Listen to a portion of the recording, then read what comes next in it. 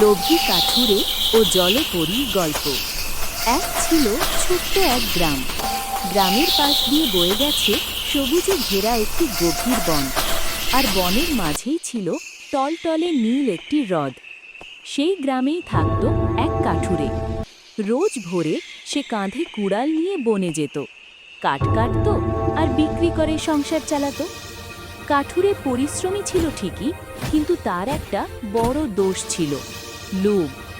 যতই টাকা হোক তার আরও চাই, আরও চাই। একদিন হ্রদের ধারে কাঠ কাটতে গিয়ে আচমকা তার কুড়াল পিছলে জলের গভীরে পড়ে গেল। কাঠুরে হাঁপিয়ে উঠল। হায় আল্লাহ, এই কুড়াল ছাড়া তো আমি চলতেই পারবো না। সে বসে কাঁদতে লাগল। ঠিক তখনই হ্রদের পানি ঝিলমিল করে উঠল। জলের ওপর ফুটে উঠল এক অপূর্ব রূপ, এক জলপরী। তার লম্বা চুল ঢেউ খেলছে, চোখে মায়া, আর চারপাশে আলো ঝলমল করছে। জলপরী নরম কণ্ঠে বলল, কাঁদছ কেন কাঠুরে? কাঠুরে উত্তর দিল, আমার কুড়ালটা জলে পড়ে গেছে, ওটাই আমার জীবিকা। জলপরী হেসে বলল, চিন্তা নেই, আমি দেখে আনছি। মুহূর্তে সে জলের নিচে মিলিয়ে গেল। কিছুক্ষণ পর সে উঠে এলো ঝকঝকে সোনার কুড়াল হাতে নিয়ে। এটা তোমার কুড়াল? জিজ্ঞেস করল জলপরী। রহমানের চোখ বড় বড় হয়ে গেল।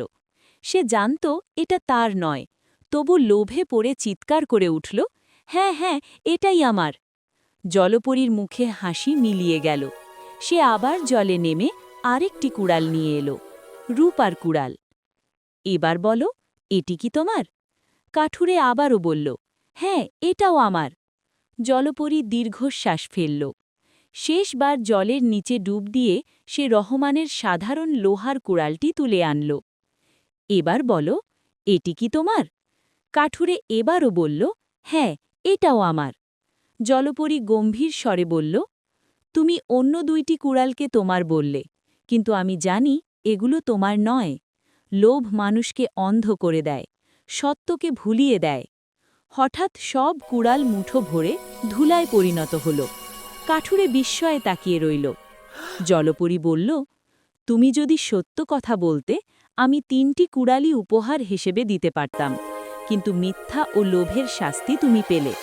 মনে রেখো, সৎ মানুষেরই শেষ পর্যন্ত জয় হয়। কাঠুরে স্তব্ধ। সে বুঝল লোভ তার সব কিছু কেড়ে নিয়েছে। চোখে পানি এসে গেল। সেদিন থেকে সে প্রতিজ্ঞা করল, আর কখনো মিথ্যে বলবে না, কখনো লোভ করবে না। আর সত্যি, সৎ পথেই তার জীবন ধীরে ধীরে সুখে ভরে উঠল।